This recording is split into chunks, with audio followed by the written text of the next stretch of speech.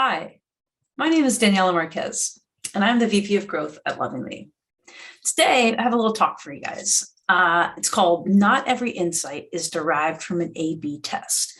And what this really about is basically finding the hidden gems in the data that your customers are giving you or telling you, and how we can use that and how we can leverage that to create an amazing customer journey.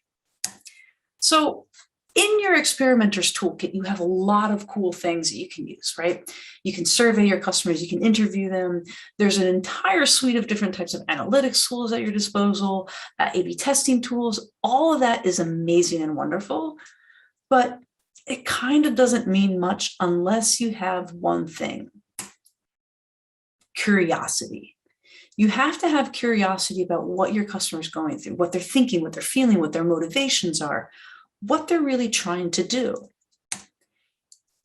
And that comes down to their job to be done, right? Like, what are they actually trying to accomplish? Why are they coming to your website? Why are they trying to buy what you're offering? What's the thing that they're trying to do? And sometimes it's not as simple as what it appears to be on the surface. You have to really sort of dig down deep with this question because it's not always the obvious answer. So at Lovingly, we work with thousands of florists across the US and Canada, and we help these local mom and pop shops, who have brick and mortar shops. We sell them flowers online. We give them all the tech and marketing tools to do that. So we have to really think about what happens when someone comes to a website to buy flowers. What's their job to be done? So the initial sort of reactions, like, my job to be done is to buy flowers. Done. But think about that for a second. Why are you actually trying to buy flowers? So that sort of peeling the layers of the onion and asking that why is important. So that could be something like, oh, it's my mom's birthday. Okay, cool. But you could get your mom perfume. So why are you buying flowers? And then if you ask your customer that question, like, okay, why do you want to celebrate with flowers? What do you want to get her something? And then they'll say, well, I really want her to feel special. I want to show how grateful we are for everything that my mom has done. I want to show her how much she's loved. And now those reasons are a lot more impactful. And now flowers starts to make sense. Why? Flowers are fresh. They're beautiful. They're artistic. They're literally handcrafted by this local artist. So they are essentially conveying a message of, hey, mom, you deserve something amazing and unique and special. You're not just going to get this run-of-the-mill, present off the shelf that anybody can buy. You're getting something unique and handcrafted by this local artist. This now communicates and says, I love you and I want you to feel special. That's totally different, right? So why is that important? We just uncovered the real why behind the reason that someone would want to send flowers for their mom's birthday.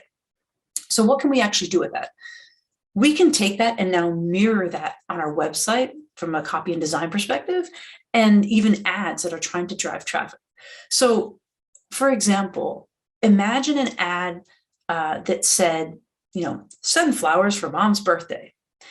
And that's like one variation. Another variation would be like, hey, make mom feel special this birthday with flowers as unique as she is. Now, it's funny looking at those two examples, like one's so transactional on the nose of like, send flowers for mom's birthday. That's kind of like that initial level of what you're trying to do.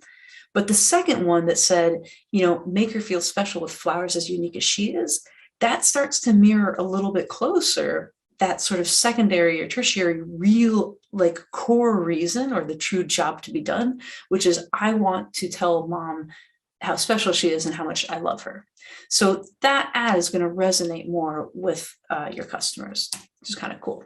So that sounds awesome and great, but how do we actually do that? Like, how do we do that in practice? So what I want to go over is a framework that you can use to sort of get at that same insight that we went through with the flower example.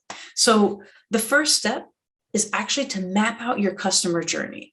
And in our case, we've actually renamed our customer journey to the gifter's journey, because that's literally what's going on in someone's mind when they're trying to send this gift. It's their gifter's journey and all the steps they're going through. So it's literally mapping out every single step that they're taking from the initial sort of, thought that they want to do something to landing on your website, to all the places that they navigate through to and click to, all the way to the end result. So every minute step in understanding that.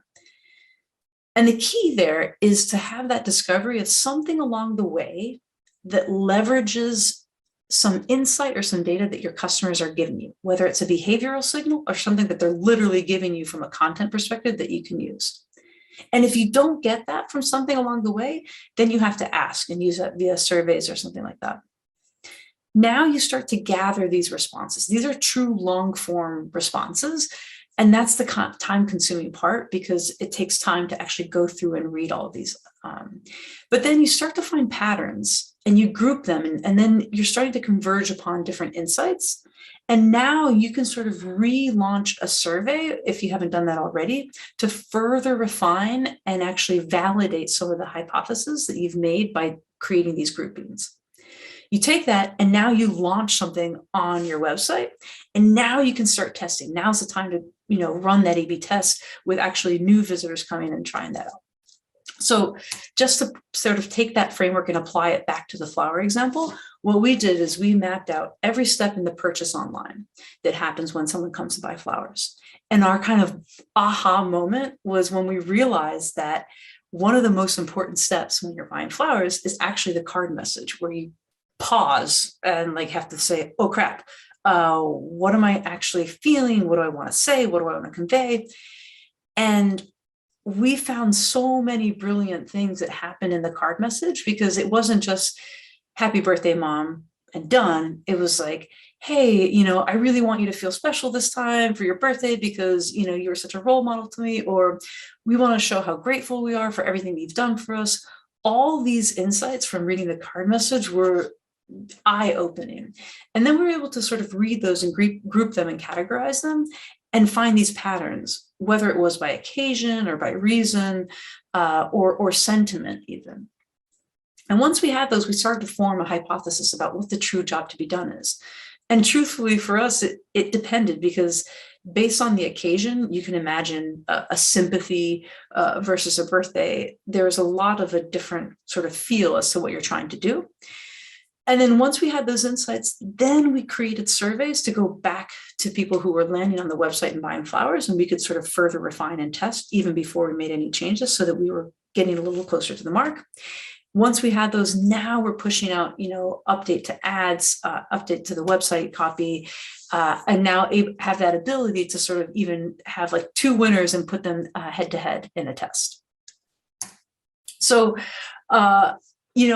coming back to it is really that an example here with, these are real card messages, and this is kind of fun to kind of take a look, and you can start to see the wonderful, rich stories that real people are saying. And this is sort of what we're going after, finding these hidden gems.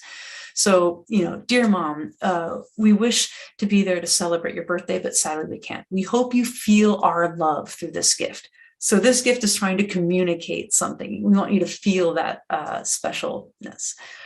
Mom, cheers to 80 glorious years. You are such an inspiration to us. We are eternally grateful for you. So again, hey, this is saying thank you for everything you've done for us.